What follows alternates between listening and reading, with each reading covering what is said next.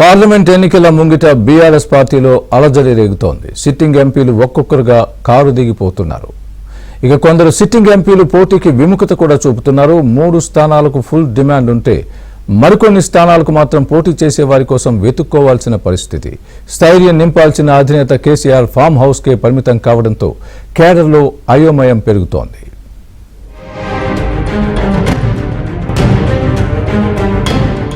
Parliament ఎన్నికల కోసం మొదట దూకుడు ప్రదర్శించిన గులాబీ పార్టీలో క్రమంగా కంగారు పెరుగుతోంది. ఎన్నికల ముంగిట బీఆర్ఎస్ పార్టీకి దెబ్బ మీద దెబ్బ తగులుతోంది.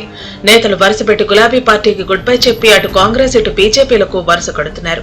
హైదరాబాద్, రంగారెడ్డి జిల్లాలకు చెందిన బీఆర్ఎస్ నేతలు చాలా మంది కాంగ్రెస్ లో చేరిపోయారు.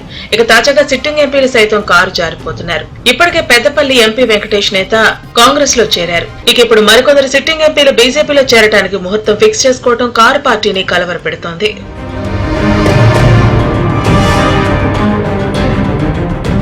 గత పార్లమెంట్ ఎన్నికల్లో బీఆర్ఎస్ పార్టీ 9 లోక్సభ స్థానాలు గెలిచింది. ఇప్పుడు అధికారం కోల్పోయి గులాబీ పార్టీ ప్రతిపక్షానికి పరిమితం కావడంతో మళ్లీ ఆ స్థానాలు నిలుపుకోవడం ప్రతిష్టాత్మకంగా మారింది.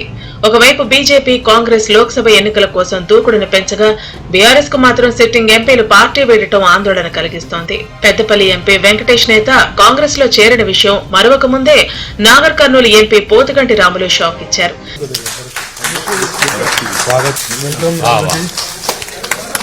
ఇక అదే బాటలో జహీరాబాద్ ఎంపీ బీబీ పాటిల్ సైతం బీజేపీలో చేరేందుకు చర్చలు జరుపుతున్నట్లు టాక్. అదే దారిలో మరికొందరు కూడా ఉన్నారనే టాక్ వినిపిస్తోంది.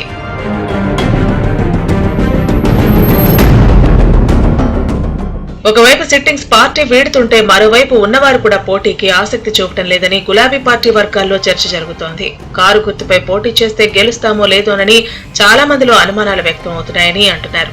ఇప్పటికే 3 స్థానాల్లో బీఆర్ఎస్ పార్టీ అభ్యర్థులను ప్రకటించింది.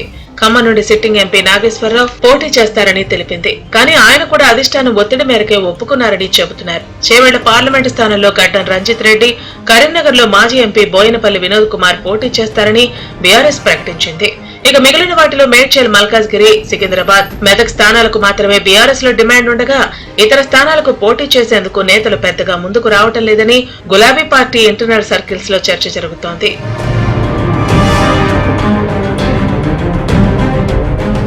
ఇన్నాళ్లు అర్థబలం ఉన్న నేతల కోసం వెతికిన పార్టీ బాస్ కేసీఆర్ అలాంటి నేతలు ముందుకు రాకపోవడంతో ఉన్నవారిలో బెటర్ క్యాండిడేట్స్ ను ఎంపిక చేసే పనిలో పడ్డారని తెలుస్తోంది. ఇప్పటికే దాదాపు అన్ని స్థానాల్లో పోటీకి దింపే అభ్యర్థుల జాబితాను కేసీఆర్ సిద్ధం చేశారని తెలుస్తోంది.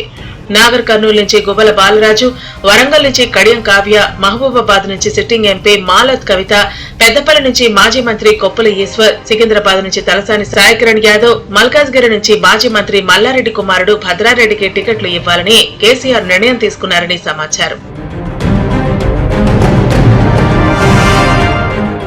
ఇక నల్గొండ పార్లమెంటు నుంచి గుత్తా అమిత్ రెడ్డి, భువనగిరి నుంచి మాజీ ఎమ్మెల్యే పైల శేఖర్ రెడ్డి, మహబూబ్ నగర్ నుంచి సిట్టింగ్ ఎంపీ కాదంటే మాజీ ఎమ్మెల్యే ఆల వెంకటేశ్వర రెడ్డి, నిజామాబాద్ నుంచి మాజీ ఎమ్మెల్యే బాజిరెడ్డి గోవర్ధన్, మెదక్ నుంచి వంటేరు ప్రతాప్ రెడ్డి పేర్లు వినపడుతున్నాయి. అదలా ఉంచితే పార్లమెంటు ఎన్నికలు సమీపిస్తున్న వేళ పార్టీలో పరిణామాలు పార్టీ పెద్దలను కలవరపెడుతున్నాయి. కీలక సమయంలో గులాబీ బాస్ కేసీఆర్ ఫామ్ హౌస్ కు పరిమితం అయ్యారు. ఒకవైపు నేతలను కాపాడుకోలేక మరోవైపు కేడర్లో ఉన్న కన్ఫ్యూజన్ ను తొలగించడంలో కేసీఆర్ విఫలం అవుతున్నారనే గుసగుసలు సొంత పార్టీలోనే వినిపిస్తున్నాయి. దీంతో బీఆర్ఎస్ శ్రేణులు నైరాశ్యానికి గురవుతున్నారు.